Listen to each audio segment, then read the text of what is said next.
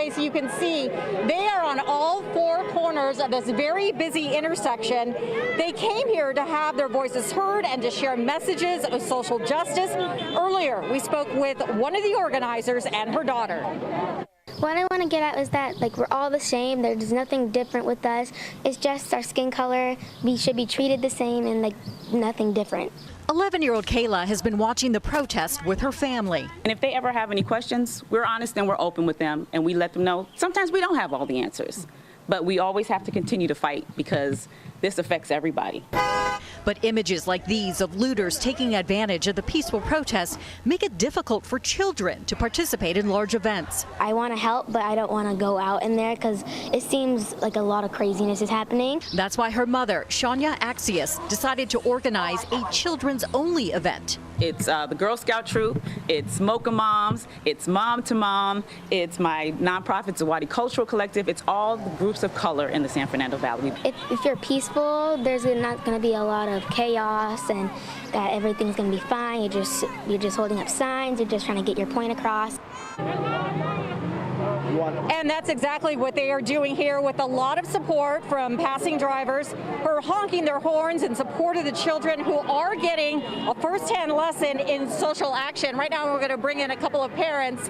I understand this is Sylvia, one of the core organizers. Tell me why it was so important to have something just for the children. Our kids, unfortunately, we're in the same position we were in the 60s, and our children need to know how to speak up, how to use their voices, and how to do it in a peaceful but effective way. So we're giving them the tools that they need to continue to live in this world and to change this world. Our goal is to change this world, and they need tools. They need opportunities. And I understand this is something that the children themselves asked for. They have seen the protests on TV. They wanted to do something, but were a little afraid of what they had been seeing on TV. Exactly.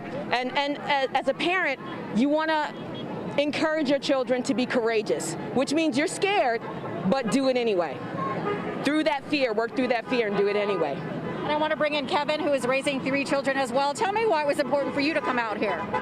When I heard about this, it took my heart. The kids, like she was saying, the kids are everything. The kids are our future, literally. And it's important that they know what we're fighting for because it's for them.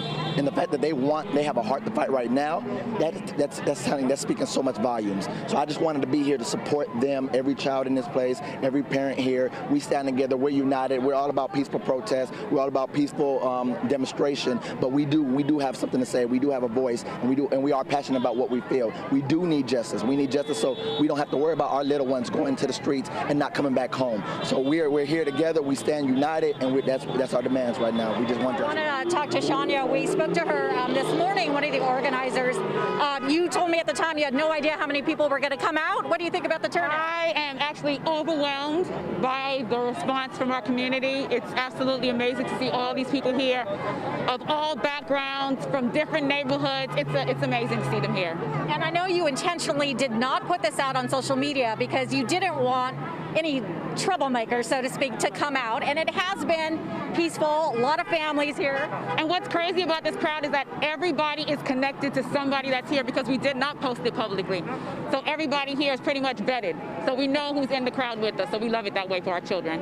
Is Kayla around? We can talk to her briefly about what she thinks, how this is going. Kiki! Oh, she's busy. Here she comes. So this is Kayla. She's 11 years old, Shania's daughter. Tell me about your sign, what it says, and why you made it.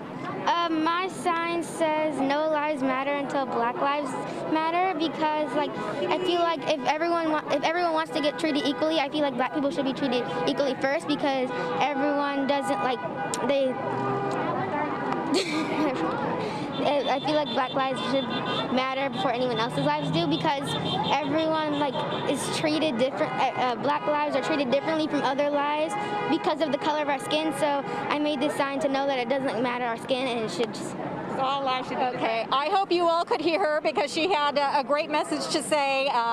Very articulate young lady who was happy to be out here and told me earlier that she had been home watching the protest and wanted to help, but was a little anxious about what she was seeing when some of them were getting out of hand later on. So her mom organized the part of the all-black Girl Scout troop in the Valley and several other organizations of people of color to come out here. But as you can see, there's a variety of people out here, all ages, and it's wonderful to see. It's just peaceful, parents with their kids, cars honking in support. This is how a protest should be, right? Yes. And as you see, we ended it when people still don't want to go home. They want to stay. Yeah, it was supposed to last an hour, but they're all still out here. All right, that's the latest here in Sherman Oaks. Back to you in the studio. All right, we were listening and hearing all at the same time. Kim, great story. And we're keeping a very close eye on this large protest in downtown LA. And we wanted to meteorologist Anthony Yanas with an update on your hot forecast. Anthony.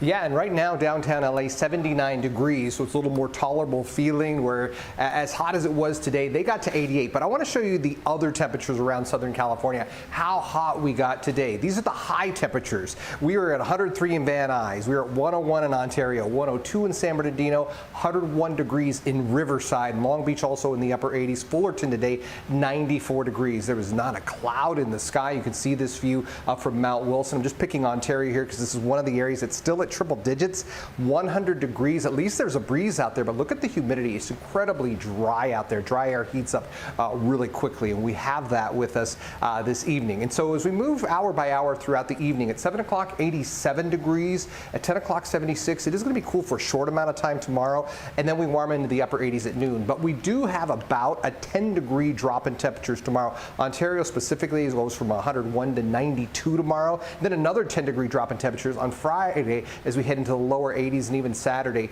we're in the upper 70s. So we do have some cooler air on the way. Fritz will talk all about that coming up at 5. All right. Thank you very much, Anthony. With so many demonstrations happening here and across the country, there are concerns that these large crowds could fuel a second wave of coronavirus. Public health officials say protest with caution. NBC's Sam Brock has new information addressing the concerns. More than a week into the